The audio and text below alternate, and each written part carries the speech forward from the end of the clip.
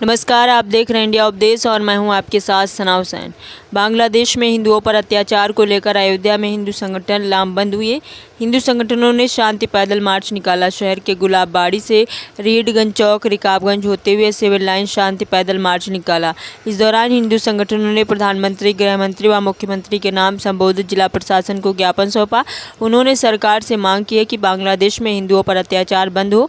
बांग्लादेश में हिंदुओं की बहन बेटियों से दुराचार हो रहा है। भारत से रोहिंग्या मुसलमान को बाहर किया जाए। वहीं मित्र मंच प्रमुख शरद पाठक बाबा व युवा नेता यश पाठक ने बताया कि एक और कार सेवा की जरूरत है। सरकार बांग्लादेश के मामले पर नहीं करती हस्तक्षेप तो बुलाना पड़ेगा कार सेवकों को। रोहिंग्या मुसलमानों को निकालने के लिए एक और कार सेवा होंगी। जुलूस को लेकर अयोध्या पुलिस मुस्तैद रही। बता दें कि पूरा कार्यक्रम धर्मसेना मित्र मंच हिंदू महासभा के द्वारा शांति पैदल मार्च आयोजित हुआ था। आइए देखते हैं आगे की रिपोर्ट। हमने प्रारंभ किया था, पैदल पद यात्रा थी। ये सरकार को एक संदेश देने के लिए कि हमारे देश में जो रोहिंग्या और बांग्लादेशी आकर के बस गए हैं, हमारे संसाधनों का उपयोग उपभोग कर रहे हैं, हमारे स्त्रियों का शोषण कर रहे हैं, उन सबको यहाँ से उखाड़ करके बाहर फेंका जाए। जब तक कि आखिरी रोहिंग्या और आखिरी बांग्लादेशी यहाँ से निकाल के नहीं फेंक दिया जाएगा, हम लोग ये लड़ाई जारी रखेंगे।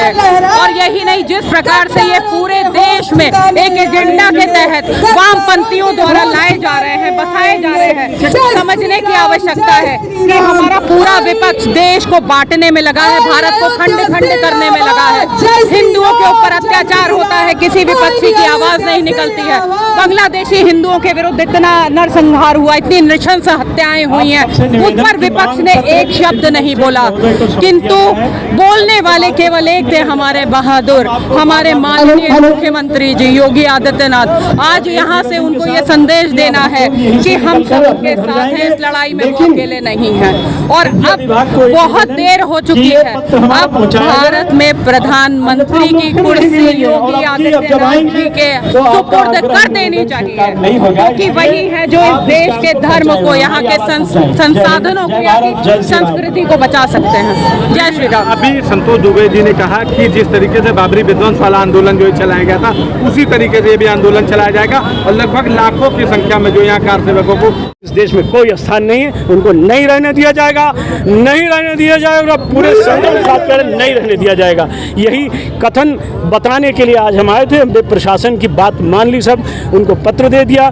हमें जाना था प्रतिमा तक श्यामा प्रसाद जी की, उन्होंने निवेदन किया, हमने उनकी बात मान ली, लेकिन आगे बात माने इसकी कोई गारंटी नहीं है। उन्हें हमारी भावनाओं को समझना पड़ेगा। हाँ, हम ये जो लड़ाई लड़ रहे हैं ये देश के लिए है, अपने पेट के लिए नहीं लड़ रहे हैं। न हमें विधानसभा पहुंचना है, न लोकसभा पहुंचना है, हमें हिंदू राष्ट्र में पहुंचना है, हिंदू राष्ट्र में रहना है। और ये लड़ाई अगर सरकार को, प्रशासन को गलत लगती है तो हम गलत हैं। अगर चंद्रशेखर आज़ाद, भगत सिंह आतंकी हैं तो हम भी इस देश के आतंकवादी बनकर इस देश को सुरक्षित करने का काम करेंगे, नहीं हटेंगे, क्योंकि इस देश को बचाना हमारा धर्म है। हमको बचपन में क्यों सिखाया सरकार ने, जिस देश जाति में जन्म लिया बलिदान उसी पर हो जाए, तो हम उस काम को कर रहे हैं जो हमें सिखाया गया था। यही निवेदन करने आए थे। इनके पास 3 महीने 4 महीने का समय है, हो सके तो बांग्लादेशियों को प्यार सहित उनके पिछवाड़े लात मार कर भगा दें, और नहीं तो हम लात नहीं मारेंगे। हम जो मारेंगे वो दुनिया देखेगी। हम पिंकी चौधरी और तक शरण नहीं है कि हम NSM जेल चले जाएंगे। हम जाएंगे तो इतने हिंदू खड़ा करके जाएंगे कि जेलें भी 1 मिनट नहीं टिक पाएंगी। अब लड़ाई शुरू हो गई है, धर्म युद्ध है। अब सत्यमेव जयते के साथ एक और चीज़ है, धर्ममेव जयते। अब धर्म की जय होगी। भारत भूमि में जिसको रहना होगा उसको भारत के हिसाब से चलना होगा, उसको जैसा हमारे राज्य का मुख्यमंत्री कहता है इस तरह उसको करना होगा। जिसे भारत प्यारा नहीं है तो कब्रिस्तान में जाए, पाकिस्तान में जाए, पर हिंदुस्तान में रहने की बात न सोचे। यही बताने आए थे।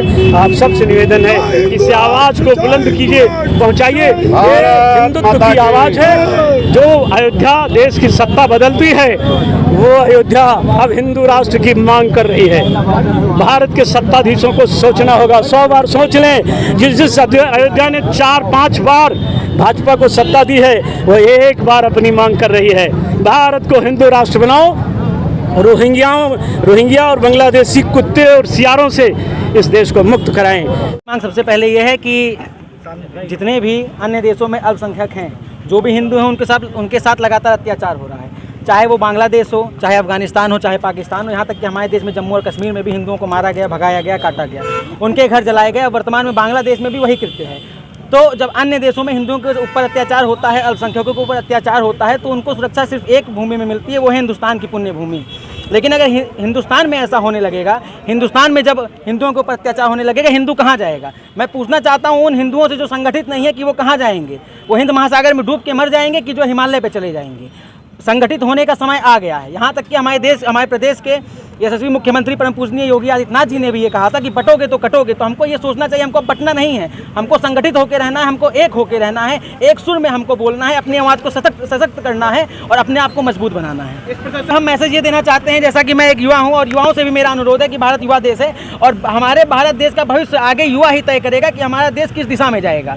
तो जितने भी हिंदू हैं, जितने भी युवा हैं, हमको उनसे ये बताना है, उनसे ये कहना है कि हिंदू सभी युवा सशक्त हों, मजबूती से रील छोड़ें। सोशल मीडिया एक इतना बड़ा प्लेटफॉर्म हो गया है कि अपनी कोई भी आवाज़, कोई भी आंदोलन आप पूरे विश्व में पहुंचा सकते हैं। तो हिंदुओं की एकता की आवाज़ आप सोशल मीडिया के माध्यम से, जो युवा सोशल मीडिया पे सक्रिय है, वो पूरे विश्व में पहुँचाने की हिंदुओं की एकता की आवाज़ का काम करें। हिंदुओं को जगाने के लिए है कि अगर अब नहीं जागेंगे तो जैसा कि हमारे मुख्यमंत्री जी ने कहा कि अगर बटेंगे तो कटेंगे। अब ये स्थितियां साफ हो चुकी हैं, इसलिए मैं कहना चाहता हूं कि ना हमको बटना है ना हमको कटना है। अगर काटने का कोई कार्य करता है तो काटना हम लोग भी जानते हैं। आंदोलन में क्या क्या कर रहे हैं? ये है कि सर्वप्रथम मैं सिर्फ ये पूछना चाहता हूं राहुल जी से, राहुल गांधी जी से पूछना चाहता हूं, अखिलेश जी से पूछना चाहता हूं कि आप जातीय जनगणना की बात करते हैं लेकिन रोहिंग्या और बांग्लादेशी की गणना क्यों नहीं कराते?